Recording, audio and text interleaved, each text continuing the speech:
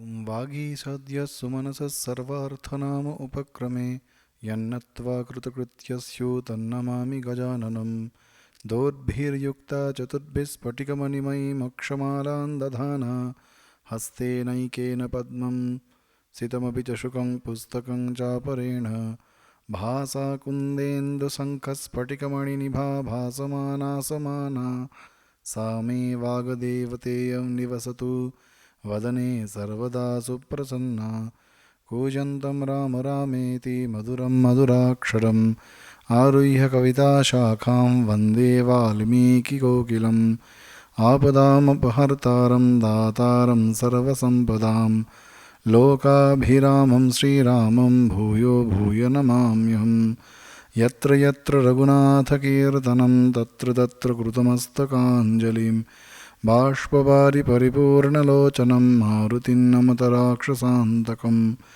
असाध्यः साधकः स्वामिन् असाध्यं तव किं वद रामदूतकृपासिन्धो मत्कार्यसाधय प्रभो ॐ स्थापकाय च धर्मस्य सर्वधर्मस्वरूपिणे अवतारवरिष्ठाय रामकृष्णाय ते नमः। जानकीं राधिकां रूपधारिणीं सर्वमङ्गलां चिन्मयीं वरदां नित्यां शारदां मोक्षदायिनीं। শ্রীরামের অনুধ্যান বাল্মীকি রামায়ণ কথার 85তম পাঠ ও আলোচনা।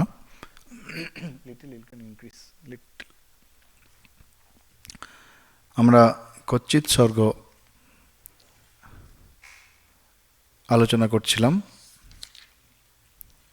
অযোধ্যাকাণ্ডের ১০০তম স্বর্গ, যেখানে ভরত এবং শ্রীরামচন্দ্র তাদের মিলন হয়েছে। তাঁরা একে অপরের সঙ্গে দীর্ঘদিন পরে মিলিত হয়েছেন এবং মিলিত হওয়ার সঙ্গে সঙ্গেই শ্রীরামচন্দ্র একের পর এক প্রশ্ন করছেন ভরতকে। আমরা ইতোমধ্যেই অনেকগুলি আলোচনা করেছি, আরও পরপর আলোচনা করার চেষ্টা করছি। একটা প্রশ্ন স্বভাবতই মনে ওঠে যে ভরত দায়িত্ব পেয়েছেন এই মাত্র 1 মাসের কিছু বেশি, এর মধ্যেই শ্রীরাম তিনি কেন প্রত্যাশা করছেন, আশা করছেন যে, বা অপেক্ষা করছেন যে ভরত এই সমস্তগুলি পালন করবে?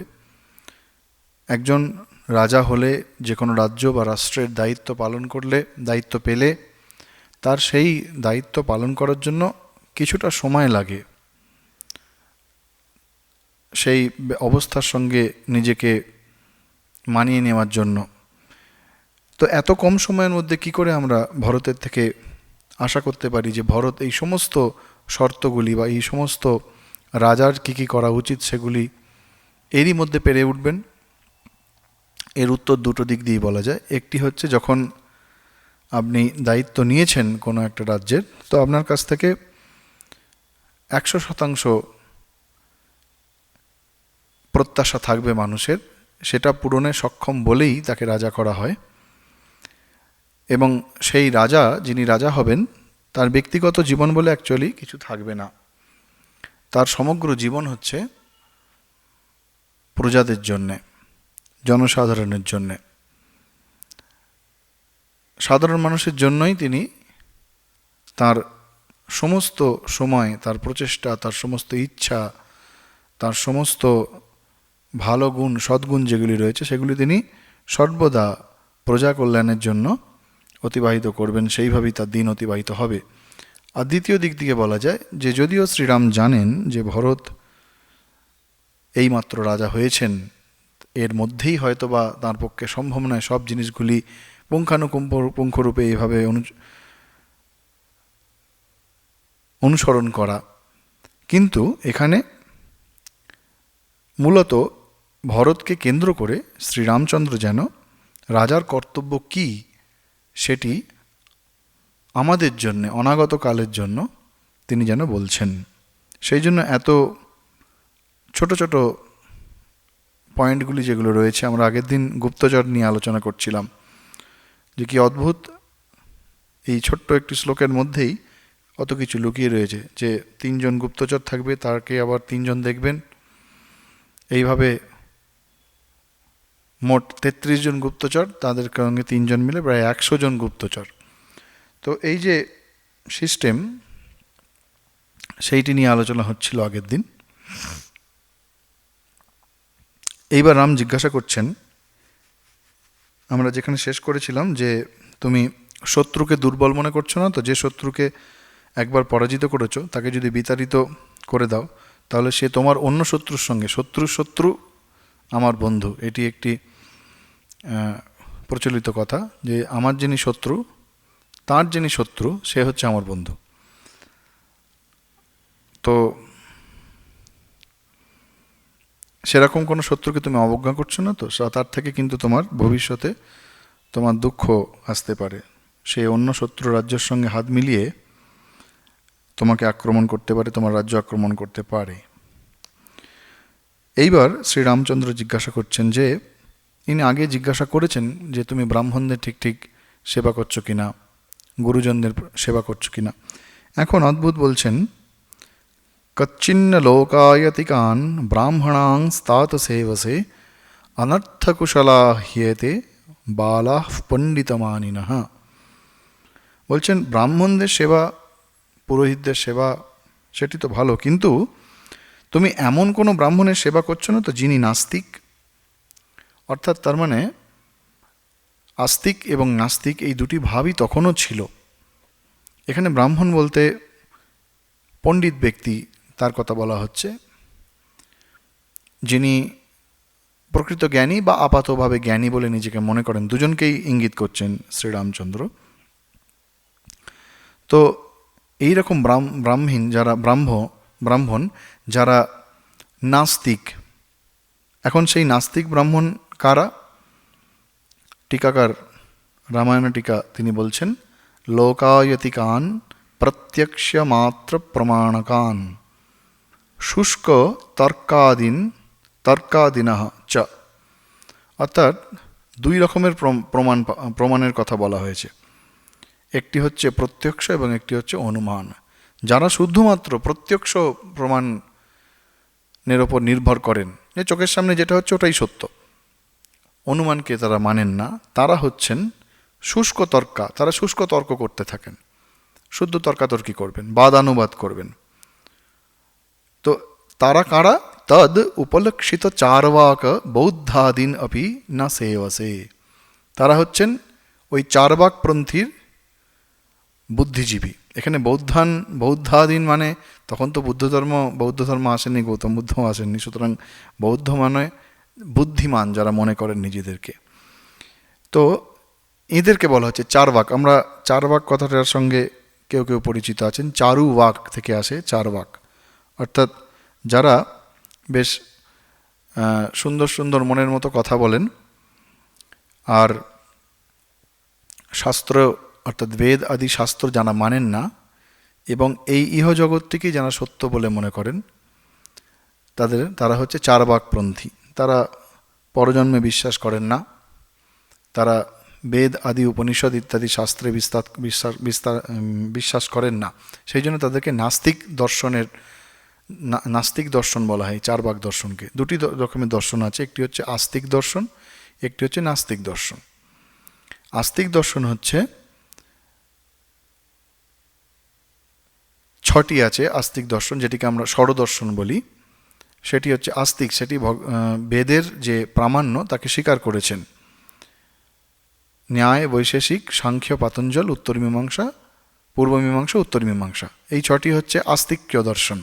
এরা বেদকে প্রামাণ্য হিসেবে মেনে নিয়েছেন। আর নাস্তিক দর্শন হচ্ছে এই চারবাক, বৌদ্ধ, জৈন, এরকম যে দর্শনগুলি আছে, এইগুলো ভারতবর্ষেই আছে। এবং এই সব দার্শনিকদের বিভিন্ন রকম মতবাদ সম্বন্ধিত বহু বই, শাস্ত্র সব কিছু আছে। জৈন শাস্ত্র, বৌদ্ধ শাস্ত্র, এদের সব অনেক শাস্ত্র আছে। তো এইটি হচ্ছে নাস্তিক দর্শন। তো এই বলছেন চারবাকপন্থী ব্রাহ্মণ, তখনকার দিনে তারাও ছিলেন তার মানে। তো এদেরকে তুমি সেবা করছো না তো? শ্রীরামচন্দ্র সাবধান করছেন, এদের সেবা করলে অনর্থ হবে। অনর্থ কুশলা হি এতে, ওদের যদি সেবা করা হয় অনর্থ হয়ে যাবে। কীরকম অনর্থ হবে? টিকাকার বলছেন, ধর্মানুষ্ঠান শ্রদ্ধা বৈকল্যম তন্মূলক সজ্জন বহিষ্কার নরক পতনাদি। অর্থাৎ অনর্থ মানে কি না, ধর্মানুষ্ঠান শ্রদ্ধা বৈকল্যম, ধর্মানুষ্ঠানের জন্য যে শ্রদ্ধার দরকার, যে শ্রদ্ধা, সেই শ্রদ্ধার অবনতি হবে এবং তাতে সজ্জন ব্যক্তি তাদের দুর্গতি হবে। বালাহা তত্ত্বজ্ঞান বিরোধী অজ্ঞানযুক্তাহা, এখানে বালাহা কথাটা ব্যবহার করা হয়েছে, যে যারা তত্ত্বজ্ঞানে অনভিজ্ঞ, তারা অজ্ঞানী আসলে। কিন্তু পণ্ডিতমানিনঃ, তারা নিজেদেরকে কিন্তু পণ্ডিত মনে করে। শঙ্করাচার্য তাঁর গীতার সাংকর ভাষ্যে পণ্ডিত কথাটা খুব সুন্দর করে ব্যাখ্যা করেছেন। পণ্ডা আত্মবিষয়া, অর্থাৎ যিনি আত্মা বিষয়ে স্মরণ মনন বা আত্মা বিষয়ে অনুধ্যান পঠন শ্রবণ মনন ইত্যাদি করেন, তিনি হচ্ছেন অ্যাকচুয়ালি আসলে পণ্ডিত। তো এখানে বলছেন পণ্ডিত মানিনা। তো এই রকম ব্যক্তি যারা চার্বাকপন্থী ব্রাহ্মণ, তারা নিজেদেরকে পণ্ডিত মনে করে কিন্তু আসলে তারা অজ্ঞানী। আমরা শ্রী শ্রী রামকৃষ্ণ কথামৃতের বহু জায়গায় দেখি শ্রীরামকৃষ্ণদেব বারবার সাবধান করছেন যে শুষ্ক বিচার, শুধুমাত্র তর্ক করা, বাদ অনুবাদ করা, সেইগুলি থেকে বিরত থাকার জন্য তিনি বারবার বলছেন, মায়ের কাছে প্রার্থনা করছেন, মা আমাকে শুষ্ক জ্ঞানী করিস নে। অর্থাৎ বারবার তিনি জ্ঞান এবং ভক্তির একটি মিশ্রণ, জ্ঞানমিশ্রা ভক্তি, তিনি বারবার সেই জ্ঞানমিশ্রা ভক্তির জন্য আমাদেরকে প্রার্থনা করতে বলছেন ভগবানের কাছে। জ্ঞানও থাকবে আবার ভক্তিও থাকবে, দুটির কোনোটার আধিক্য থাকবে না, দুটির মধ্যে একটা ভারসাম্য রাখতে হবে। তো সেই জ্ঞানমিশ্রার ভক্তির কথা বলছেন। আমরা আশ্চর্য হতে হয় যে আজ থেকে কত হাজার হাজার বছর আগে এই রামায়ণের যুগে শ্রীরামচন্দ্র তিনি সাবধান করছেন রাজাকে যে এমন কোনো ব্রাহ্মণ যিনি কিনা ওই চার্বাকপন্থী, যিনি বেদ ইত্যাদি শাস্ত্র তারা মানেন না, পরের শ্লোকেই তিনি বলবেন মানেন না, তাদেরকে তুমি সেবা করছো না তো? কারণ তারা কি করে, তারা অপরের বুদ্ধিকে বিপথে পরিচালিত করে। তার পরের শ্লোকেই বলছেন, ধর্মশাস্ত্রেষু মুখ্যেষু বিদ্যমানেষু দুর্বুধাঃ বুদ্ধিমান্মীক্ষিকিং প্রাপ্য নিরর্থম প্রবদন্তি তে। বলছেন বেদ প্রমাণ বা বেদ আদি ধর্মশাস্ত্রকে তারা মানেন না, নিরর্থক মনে করেন তারা। দুর্বুধাহা, তারা দুর্বোধ্য, তাদের দুর্বুদ্ধি হয়েছে, তারা বেদকে মানেন না। প্রাপ্য নিরর্থম প্রবদন্তিতে, তারা বলেন যে এই বেদ আদি ইত্যাদি নিরর্থক, এর কোনো অর্থ নাই। তার মানে যারা শ্রীরামচন্দ্র এখানে বেদ উপনিষদ আদি যে আমাদের শাস্ত্র মূল, যেটি আমাদের সনাতন ধর্মকে ওই জন্য বৈদিক ধর্ম বলা হয়। স্বামীজি তার lectures from Colombo to Almora, ভারতের স্বামীজি, এটার বাংলা সম্ভবত, সেখানে স্বামীজি বলছেন যে এই সনাতন একদম প্রথম লেকচারেই আছে যে বৈদিক ধর্ম, আমাদের ধর্ম হচ্ছে বৈদিক ধর্ম। কেন? কারণ আমাদের ধর্মের সমস্ত ভিত সেটি বেদের মধ্যে আছে, উপনিষদের মধ্যে আছে। তো সেই বেদ উপনিষদকে যারা প্রামাণ্য হিসেবে মেনে নেন না, সেই রকম চার্বাকদের যদি, সেই রকম চার্বাকপন্থী ব্রাহ্মণদের বা পণ্ডিতদের যদি সেবা করা হয়, তাহলে তারা লোকের বুদ্ধিকে বিপদগামী করতে পারে, কারণ তারা মূল ধর্মশাস্ত্র সকল যেটি আমাদের বেদ তাকে মানেন না। এরপর তিনি অযোধ্যা নগরীর রক্ষণাবেক্ষণ নিয়ে জিজ্ঞাসা করছেন। বলছেন যে আমাদের এই অযোধ্যা রাষ্ট্র, যেটি কিনা পূর্ব বীর পুরুষদের দ্বারা সর্বদা সংরক্ষিত, আমরা একদম প্রথমের দিকে পড়েছিলাম যে যাকে জয় করা যায় না সেটি হচ্ছে অযোধ্যা। এক অর্থে, অনেকগুলি অর্থের মধ্যে একটি অর্থ। তো এই অযোধ্যা যা কিনা পূর্ব বীর পুরুষদের দ্বারা অধ্যুষিতা, সেখানকার যে মূল দ্বার সেগুলি অত্যন্ত কঠিন দৃঢ়, হস্তি অশ্ব রথ এসব সুরক্ষিত এইসব দ্বারা, এবং সেখানে সমস্ত বর্ণের মানুষ, ব্রাহ্মণ ক্ষত্রিয় বৈশ্য ইত্যাদি সমস্ত বর্ণের মানুষ তাদের নিজ নিজ বর্ণ অনুযায়ী তাদের যে কর্তব্য সেগুলি শাস্ত্র অনুসারে পালন করছেন, এবং এখানকার অট্টালিকা ইত্যাদি সমস্ত কিছু সুসমৃদ্ধ অযোধ্যা যাকে বলে, সেই অযোধ্যা তুমি রক্ষণাবেক্ষণ করছো তো। অর্থাৎ রাষ্ট্রের রক্ষণাবেক্ষণ দুটি দিক থেকে হয়, একটি সূক্ষ্মভাবে, একটি স্থূলভাবে। সূক্ষ্মভাবে মানে সেই রাষ্ট্রের যে রীতি নীতি রেওয়াজ সেগুলিকে মেনে চলা, এটি সূক্ষ্মভাবে। আর স্থূলভাবে মানে এই সেই রাষ্ট্রের রক্ষণাবেক্ষণ বা সেখানকার মানুষজনদের প্রত্যেকের সব মিলিয়ে যে সমৃদ্ধশালী অযোধ্যা তার তুমি রক্ষণাবেক্ষণ করছো তো। তারপর আরও বিস্তারে যাচ্ছেন শ্রীরাম, এক এক করে জিজ্ঞাসা করছেন, আচ্ছা অযোধ্যায় যে সমস্ত যজ্ঞশালা, জলাশয়, দেব মন্দির, দেবতার মন্দির ইত্যাদি আছে, সেগুলি তুমি যথাযথ তার যত্ন নিচ্ছ তো? তোমার এই সেবাতে বা তোমার এই দায়িত্ব পালনে সাধারণ মানুষ সন্তুষ্ট তো? প্রহৃষ্ট নরনারীকঃ, তারা সন্তুষ্ট তো? তারা উৎসবাদিতে অংশগ্রহণ করছেন তো? যদি সন্তুষ্ট না হয় তাহলে তার উৎসব হবে না। মানুষের মনে যখন দুঃখ থাকে, মানুষ যখন কষ্টের মধ্যে থাকে, তখন সে উৎসব আদিতে তার মন থাকে না। তো যদি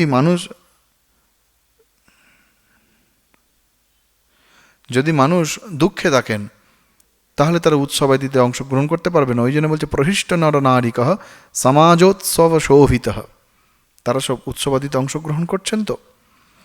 আর রাষ্ট্রের যে সীমা সেটি নির্মিত তো? সেটি যে সীমা নির্মিত হয়েছে, সেই সীমা ঠিক ঠিক করে সংরক্ষণ হচ্ছে তো? পশু সম্পদ ঠিক আছে তো? অর্থাৎ প্রত্যেক রাষ্ট্রের জন্য যে গবাদি পশু ইত্যাদি, শুধু গবাদি পশু নয়, যুদ্ধযাত্রার জন্য পশুর দরকার পড়ে, আবার বলবেন সে ব্যাপারে, সেই সমস্ত পশু আছে তো? যথেষ্ট পরিমাণে আছে তো? হিংসা হচ্ছে না তো মানুষের মধ্যে? মানুষে ঝগড়া অশান্তি হতেই পারে, কিন্তু সেটি মোটামুটি একটা নিয়ন্ত্রণের মধ্যে আছে তো? এরমভাবে একটা একটা করে জিজ্ঞাসা করছেন। তারপর বলছেন অদেব মাতৃকো রম্য স্বপদৈহি পরিবর্জিত। এটি একটি নতুন শব্দ আমরা এখানে শেখার আছে। অদেব মাতৃকো, দেব মাতৃক আর অদেব মাতৃক দুটি জিনিস আছে। একটি শ্লোকে বলা হচ্ছে, হলায়ুধা বলে টিকাকার বলছেন, আমি পুরোপুরি এটা জানি না কোন জায়গা থেকে নিয়ে, ইতি হলায়ুধ এরম টিকাকার বলছেন, নদ্যম্বু জীবনো দেশে নদীমাতৃকা উচ্যতে। অর্থাৎ যে দেশে জল ইত্যাদির উৎস নদী অম্বু জীবন, অম্বু মানে জল, নদী যেখানকার জলের উৎস সেটিকে বলা হয় নদীমাতৃক। সেই দেশকে আমরা জানি নদীমাতৃক দেশ, আমরা ভূগোলে পড়েছি ছোটবেলায়। আর বৃষ্টি নিষ্পাদ্যসস্যস্তু বিজ্ঞেয় দেবমাতৃক। আর যেখানকার যে দেশ বৃষ্টি ইত্যাদির ওপর নির্ভরশীল হয়ে থাকে, সেগুলিকে বলে দেবমাতৃক। দেবমাতৃক মানে দৈবের ওপর তারা ভরসা করে। আমরা জানি পৃথিবীতে বহু দেশ আছে যেখানে নদী নালা একদমই নেই বললে চলে, সেখানে বৃষ্টির জলকেই তারা সংরক্ষণ করে রাখে, এবং সংরক্ষণ করে সেই বৃষ্টির জলের ওপরে তারা নির্ভরশীল হয়ে থাকে। আর কিছু দেশ আছে যেগুলো নদীমাতৃক দেশ, মানে যেমন সেই দেশে প্রচুর নদী, যেমন আমাদের ভারতবর্ষে প্রচুর নদী আছে, আমরা হচ্ছি নদীমাতৃক দেশ। তো দেবমাতৃকা মানে হচ্ছে দৈবের ওপর নির্ভরশীল, অর্থাৎ বৃষ্টি হলে তবে কৃষিকাজ হবে। আর অদেব মাতৃকা মানে হচ্ছে নদীমাতৃক। সেই নদীমাতৃক দেশ মানে সেখানে পুকুর, পুষ্করিণী, হ্রদ ইত্যাদি এগুলি সব সারা বছর জল থাকবে, সেই নদীর সঙ্গে সেগুলো যুক্ত হয়ে থাকে কোনো না কোনোভাবে, ভৌম জলের পরিমাণ সেখানে বেশি। তো উনি শ্রীরামচন্দ্র বলছেন যে এই যে কৃষিকাজের জন্য জল হচ্ছে অবশ্যম্ভাবী, তো অযোধ্যা এটি অদেব মাতৃকা, অর্থাৎ ওখানে সরয়ূ নদী আছে, আমরা জানি সরয়ূ নদী সর্বদা জলে পরিপূর্ণ থাকতো তখনকার সময়। তো তার মানে রামচন্দ্রের জিজ্ঞাসা করার মূল কারণ হচ্ছে কৃষিকাজের জন্য যে জল অবশ্যম্ভাবী দরকার, প্রয়োজন, সেই জলের জন্য নদীর ঠিক ঠিক যত্ন নেওয়া হচ্ছে তো? নদীর জলের ওপরই তো সমস্ত নির্ভরশীল, সেটা নেওয়া হচ্ছে তো? প্রশ্ন করছেন। আর বলছেন হিংস্র পশু দ্বারা মানুষ ভীত নয় তো? হিংস্র পশুদের নিশ্চয়ই রাখতে হবে। আমরা জানি আজকের দিনেও অভয়ারণ্যে হিংস্র পশুরা যাতে অবাধে বিচরণ করতে পারেন তার জন্য বহু রকমের আজকালকার দিনে সরকার থেকে বেসরকারি সরকারি সমস্ত লেভেলেই অনেক যত্ন নেওয়া হয়। তো হিংস্র পশু থাকবেন, কিন্তু এমন নয় তো যে হিংস্র পশু সমাজের মধ্যে লোকালয়ের মধ্যে ঢুকে পড়ে মানুষ তাদের ভীত সন্ত্রস্ত হচ্ছে, অর্থাৎ নিয়ন্ত্রণে আছে কিনা। আর কি বলছেন, খনিবিশ্চোপশোভিত, খনিজ পদার্থ যথেষ্ট রয়েছে তো? এই প্রশ্নগুলো শুনলেই বোঝা যায় যে এত কম সময়ের মধ্যে কি করে আমরা আশা করতে পারি যে ভারত এগুলি সবগুলি একেবারে একসঙ্গে 1 মাসের মধ্যে একবারে বুঝে ফেলবে। না, সেটি হয়তো বা সম্ভব নয়, কিন্তু ওই জন্য বলা হচ্ছে যে অবতার যখন আসেন তিনি আমাদের অনাগতকালের মানুষের জন্য সেই তত্ত্বগুলির ওপর আলোকপাত করে যান। হ্যাঁ, গীতাতেও আমরা যদি দেখি, শ্রীকৃষ্ণ যখন গীতা বলছেন, অর্জুন বুঝতে পারছেন, আবার প্রশ্ন করছেন, একই রকমের প্রশ্ন করছেন, কিন্তু ভগবান উত্তর দিচ্ছেন। তার মানে কি, মানে যেই ভগবান বলছেন অর্জুন যে সব বুঝে যাচ্ছেন বা সঙ্গে সঙ্গে সেগুলিকে আত্মস্থ করে ফেলতে পারছেন তা কিন্তু নয়। কিন্তু অর্জুনকে কেন্দ্র করে ভবিষ্যতের আমাদের জন্য যেমন ভগবান শ্রীকৃষ্ণ গীতা উপদেশ করে গেছেন, ঠিক তেমনি এখানে ভরতকে নিমিত্ত করে শ্রীরামচন্দ্র এই অত্যন্ত গুরুত্বপূর্ণ এই এক একটা করে বিষয়ে তিনি জিজ্ঞাসা করছেন এবং জিজ্ঞাসা করার মাধ্যমে জানাচ্ছেন যে এই রকম করা উচিত। এরপরে তিনি আগে একবার জিজ্ঞাসা করেছেন, আবার বলছেন যে গোরক্ষা এবং কৃষিজীবী, যারা গোরক্ষা এবং কৃষিজীবী, কৃষিকাজের ওপর যাদের জীবন নির্ভরশীল, তুমি তাদেরকে সুরক্ষা দিচ্ছ তো? তারা সুরক্ষিত তো তোমার শাসনে? তারা হচ্ছে মূলত বৈশ্য। অর্থাৎ কৃষি আর গোরক্ষা এই দুটো ঠিকভাবে এই দুটোর সুরক্ষা থাকলে তবেই বাণিজ্য সম্ভব। কারণ আমরা জানি তখনকার দিনে যে যাতায়াতের যে মাধ্যম বা কৃষিজাত দ্রব্যকে এক জায়গা থেকে অন্য জায়গায় স্থানান্তর করার জন্য যে মাধ্যম মূলত হচ্ছে গবাদি পশু দ্বারা, গবাদি পশুই ছিল মূল নিয়ে যাওয়ার মাধ্যম, বহুকাল অবধি ছিল। রামায়ণের যুগে তো নিশ্চয়ই। তো সেই গোরক্ষা এবং কৃষি এই দুটি জিনিস যদি ঠিক চলে তবেই বাণিজ্য ঠিক হবে। অর্থাৎ বৈশ্য সম্প্রদায়ের কথা তিনি জিজ্ঞাসা করছেন যে এরা সুরক্ষিত তো? তুমি তাদের যত্ন নিচ্ছ তো? আর আবার জিজ্ঞাসা করছেন, বার্তায়াম সংশ্রিতস্তাৎ লোকোয়ম মেধতে। কিছু শ্রেণীর লোক আছে যারা কোনো রকমভাবেই উপার্জনে অক্ষম, অর্থাৎ তাদেরকে বৃত্তি দেওয়া হয়, হয়তো তাদের শারীরিক কোনো সমস্যা, হয়তো তাদের মানসিক কোনো সমস্যা, সেই জন্য তারা উপার্জনে অক্ষম। সেই বৃত্তিজীবী যারা, তারা সুখে আছে, অর্থাৎ তার রাষ্ট্রের দায়িত্ব, তাদের দায়িত্ব নেওয়া রাষ্ট্রের দায়িত্ব। আজকের দিনের মতো নয় যে বিভিন্ন বেকার ভাতা ইত্যাদি ভাতা আজকাল সরকার বহু জায়গায় দিচ্ছেন।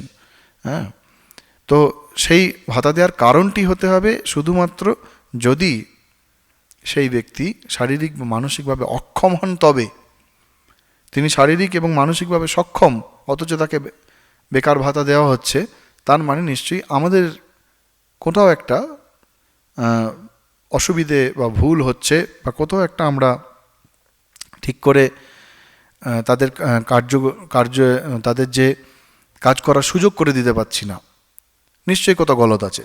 তো বৃত্তিজীবী মানে যারা শারীরিক এবং মানসিকভাবে অক্ষম, তাদের জন্য বলছে তারা সুখে আছেন তো? আর কি বলছেন, এই বৈশ্যদের কথা বলতে বলছেন তুমি তাদের বাণিজ্যে যে সমস্ত জিনিসের দরকার সেগুলি সাহায্য করছো তো? খুব সুন্দর করে বলছেন, গুপ্তি পরিহারৈহি।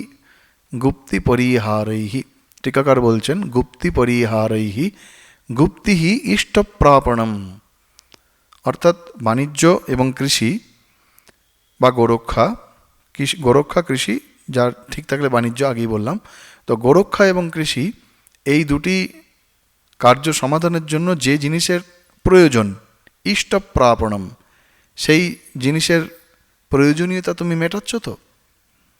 এবং পরিহার, পরিহার মানে অনিষ্ট পরিহার, অর্থাৎ ওই টিকাকার বলছেন অনিষ্ট পরিহার, অর্থাৎ গোরক্ষা, কৃষি তথা বাণিজ্যের করার পথে যে সমস্ত বাধা, সেগুলি তুমি সরিয়ে দিতে সাহায্য করছো তো। অর্থাৎ তিনি ঘুরিয়ে, আগে আমরা এই শব্দটি অনেক জায়গাতে পেয়েছি, গীতাতেও আছে যোগক্ষেম, তিনি যোগ আর ক্ষেম এই দুটোর খোঁজ নিচ্ছেন। যে যোগা মানে আমরা জানি, যোগা ক্ষেম আগে আমরা আলোচনা করেছিলাম, যোগ মানে হচ্ছে অপ্রাপ্ত বস্তুর প্রাপ্তি, আর ক্ষেম মানে প্রাপ্ত বস্তুর সংরক্ষণ। সুতরাং এখানে বাণিজ্যের জন্য প্রয়োজনীয় জিনিসের পরিযোজনা করা এবং বাণিজ্য হওয়ার পথের বাধাগুলিকে দূর করা। বাধাগুলিকে দূর করা মানে যে প্রয়োজন, সেই প্রয়োজনীয় বস্তুটাকে সংরক্ষণ করা। এই দুটি তুমি ঠিক করে করছো তো। ঘুরিয়ে তিনি জিজ্ঞাসা করছেন কেন, কেন তিনি জিজ্ঞাসা করছেন, খুব সুন্দর বলছেন, রক্ষ্যাহি রাজ্ঞা ধর্মেণ সর্বে বিষয়বাসিনঃ। রাজ্ঞা ধর্মেণ, রাজধর্ম, আমরা এই কথাটা বারবার শুনি, অনেক জায়গাতে শুনি, সেই রাজধর্ম রক্ষা করা হচ্ছে রাজার কর্তব্য। প্রজাদেরকে রক্ষা করাই হচ্ছে ধর্মানুসারে, অধর্ম করে নয়। এইটি আমাদের পাশ্চাত্য এবং প্রাচ্য, আমাদের ভারতবর্ষের সনাতন ইতিহাস, যে সনাতন যে আমাদের যে ঐতিহ্য, তার সঙ্গে পাশ্চাত্যের পার্থক্য।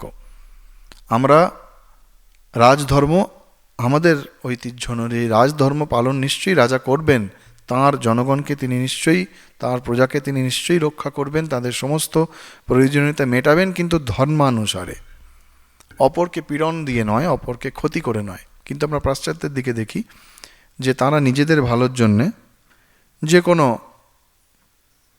কোনো জায়গায় যেতে, যে কোনো অবস্থার মধ্যে যেতে তারা প্রস্তুত থাকে। আমাদের আজকেও ভারতবর্ষের যে ফরেন পলিসি, যেটাকে আমরা বলি পররাষ্ট্রনীতি, সেটা হচ্ছে নেভার ফার্স্ট। এখনও আমাদের যে প্রতিবেশী রয়েছেন তাদেরকে প্রথম তাদের গুরুত্ব দেয়। তার মানে এই নয় যে নিজের দেশের লোককে অবজ্ঞা করা, কিন্তু অন্যান্য দেশে তাদের পলিসি হচ্ছে আমাদের নিজের দেশের লোক প্রথম, অন্যান্য দেশে আছে। তো এইটি পার্থক্য। এই যে ভাবগুলি বর্তমানে আমরা বিভিন্ন জায়গায় শুনি, তার সূত্র কোথায় রয়েছে? তার সূত্র এই আমাদের রামায়ণ মহাভারতের মধ্যে রয়েছে। তো বলছেন রক্ষাহি রাজ্ঞা ধর্মেণ, ধর্ম দ্বারা রক্ষা করা, সেটিই হচ্ছে রাজধর্ম, অধর্মের আশ্রয় নিয়ে নয়। এখন ধর্ম অধর্ম কি? অনেকে মনে করতে পারেন আমার নিজের দেশের লোককে রক্ষা করাই ধর্ম, কিন্তু তার জন্য আমি পরের দেশের লোককে অকারণে কষ্ট দিতে পারি না। কারণ থাকলে নিশ্চয়ই দিতে হবে। দেশকে রক্ষার জন্য যুদ্ধবিগ্রহ আমরা আগেও করেছি, আমাদের ঐতিহ্যের মধ্যে সেটি আছে, কিন্তু কারণটা সঙ্গত হতে হবে। এরপর জিজ্ঞাসা করছেন খুব গুরুত্বপূর্ণ আরেকটি পয়েন্ট, যে তুমি স্ত্রীদের সম্মান করছো তো। কচ্চিৎ স্ত্রিয় সান্ত্বয়াসে কচ্চিৎ তাস্তে সুরক্ষিতা। তুমি স্ত্রীলোকদের প্রতি সান্ত্বনা প্রদান করছো তো, তাদেরকে যথাযথ সম্মান জানাচ্ছ তো। আমরা জানি শাস্ত্রে রয়েছে যত্র নার্যস্তু পূজ্যন্তে রমন্তে তত্র দেবতাঃ। যেখানে নারীর পূজা হয় সেখানে নারী মানে আমরা নারীর থেকে তাকে আরও উচ্চ সম্মান দিই, মাতৃজ্ঞানে পূজা করি। স্বামীজি বারবার বলছেন এটি পাশ্চাত্যের সঙ্গে প্রাচ্যের এটি পার্থক্য, যে আমরা নারীকে দেবী রূপে, মাতৃরূপে পূজা করি। পাশ্চাত্যে সেই ভাব নেই, আমাদের সেই ভাব রয়েছে। ওই জন্য বলা হচ্ছে যত্র নার্যস্তু পূজ্যন্তে উজ্জন্তে রমন্তে তত্র দেবতা। সেখানে দেবতারা লীলা প্রকাশ করেন। আবার পরক্ষণেই শ্রীরাম বলছেন, এটি তো আমাদের শাস্ত্রে আছে, আমরা জানি। পরক্ষণেই শ্রীরাম বলছেন কচ্চিন্ন শ্রদ্ধাস্যাসাম কচ্চিৎ গুহ্যম না ভাষসে। বলছে তুমি আবার কোনো গোপনীয় কথা স্ত্রীদের কাছে প্রকাশ করছো না তো। কারণ স্ত্রী জাতি তারা স্বভাবত, ব্যতিক্রম নিশ্চয়ই আছে, এটি এমন ভাবা উচিত নয় যে এটা সার্বজনীনভাবে বলছি, স্বাভাবিকভাবে তারা গোপনীয় বিষয়কে গোপন রাখতে পারেন না। শাস্ত্রের কোথাও কোথাও আছে বিশ্বাস নৈব কর্তব্য স্ত্রীষু রাজকুলেষু চ। গোপনীয় বিষয় প্রকাশ করার আশঙ্কায় স্ত্রীদের কাছে সেই গোপনীয় বিষয় স্ত্রী জাতির কাছে করা উচিত না। আমরা জানি মহাভারতেও সেখানে যুধিষ্ঠির কুন্তিকে অভিশাপ দিচ্ছেন, যেহেতু কুন্তি কর্ণের কথা গোপন করেছিলেন যে ভবিষ্যতে তারা কোনো দিন কোনো কথা গোপন করতে পারবেন, এরকম কিছু প্রসঙ্গ আমরা পরেও পাই। তো এটা ইন জেনারেলি বলা হচ্ছে, কারণ সাধারণ চঞ্চল স্বভাব বশত তারা অত্যন্ত গুরুত্বপূর্ণ বিষয় কখনো কখনো তারা গোপন রাখতে পারেন না অনেক ক্ষেত্রে। আর যেহেতু স্বাভাবিক একটি মাতৃবাৎসল্য তাদের মধ্যে রয়েছে, মানে মাতৃভাব রয়েছে তাদের মধ্যে, সেটাও হচ্ছে এই দুর্বলতার একটি অন্যতম কারণ। তো বলছে স্ত্রীদের সম্মান করতে হবে, তাদের সান্ত্বনা দিতে হবে, তাদেরকে সমস্ত রকমভাবে তাদেরকে রক্ষা করতে হবে, কিন্তু রাজ্যের যে সমস্ত গোপনীয় বিষয় সেই বিষয়গুলি আবার তাদের সঙ্গে আলোচনা করা প্রয়োজন নেই। করছো না তো তুমি, জিজ্ঞাসা করছেন। এরপর তিনি রাজ্যের হস্তি তথা অশ্ব ঘোড়া ইত্যাদি যথেষ্ট পরিমাণ আছে কিনা, এবং অশ্ব এবং ঘোড়া তাদের বংশবৃদ্ধি হচ্ছে কিনা, কারণ ঘোড়া না থাকলে সেই দেশে শ্রীবৃদ্ধি হবে না। এবং আমরা জানি হস্তির হাতি, সেটিকে অত্যন্ত শুভ বলা হয়, সেই হাতি সেটি যথেষ্ট পরিমাণ আছে কিনা সেটি দেখার অত্যন্ত দরকার। তারপর বলছেন যে তুমি প্রত্যেক দিন প্রভাতে রাজবেশ ধারণ করে প্রজাদের দর্শন দাও তো, এটি অত্যন্ত দরকার। রাজা যে সর্বদা তিনি সেবায় বা আমাদের কার্যে নিরত রয়েছেন সেইটি বোঝানো দরকার। সেটি বোঝানোর জন্য একটা রাজার দিনলিপিটি সেই রকম হবে যে ব্যক্তি সকাল 8টা-9টার আগে ঘুম থেকে নিদ্রাভঙ্গ করে উঠতে পারেন না, সে যদি মনে করেন কোনো দিন তিনি রাজা হবেন, সেটি ওই মূর্খের স্বর্গবাসের মতো হবে, সম্ভব নয়। কারণ যিনি রাজা হবেন তার জীবনচরিত, তার দিনলিপি এটি একদম সময় থেকে সময়ে ধার্য করা থাকবে। তার পক্ষে কখনোই তিনি যদি দেরিতে নিদ্রাভঙ্গ করে উঠছেন তাহলে তাকে অনুসরণ করে বাকিরাও সব উৎসন্নে যাবে। সেই জন্য বলছেন তুমি প্রত্যেক দিন প্রজাদের দর্শন দাও তো, মানে তুমি ঠিক সময়ে নিদ্রাভঙ্গ করে ওঠো তো। আর কি আরেকটি সূক্ষ্ম জিনিস জিজ্ঞাসা করছেন, কয়েকটি জিনিস খুব স্থূল, তারপরে আবার সূক্ষ্ম ব্যাপারে রাম চলে যাচ্ছেন। বলছেন তোমার অধীনে যে সমস্ত কর্মীরা কাজ করে তারা সব তোমাকে ভয় পায় তো নাকি? তারা নির্ভয় হয়ে তোমার সামনে চলে আসে না তো, বা বল প্রয়োগ করার মতো সাহস দেখায় না তো? কারণ সেটি যদি হয়, যদি তারা ভয় না পায়, তাহলে রাজার অনাদর হবে, রাজার অবজ্ঞা হবে, এবং সেই অবজ্ঞা হলে কর্মীদের ওপর রাজার নিয়ন্ত্রণ চলে যাবে।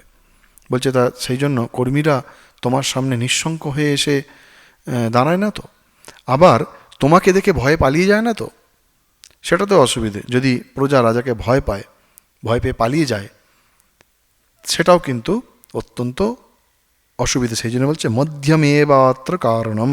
আমরা শাস্ত্রে একটা জিনিস পাই, অবলম্বনীয় মধ্যপন্থা, অর্থাৎ তোমার রাজার ব্যবহার কর্মীদের সঙ্গে এমন হবে, কর্মীরা তাকে সম্মান করবেন, কর্মীরা তার সঙ্গে একটা সুষ্ঠু দূরত্ব তারা মেনে চলবেন, আবার প্রয়োজনে রাজার সঙ্গে খোলামেলা আলোচনা করতেও তারা ভীত হবেন না। শাস্ত্র টিকাকার বলছেন তসমাৎ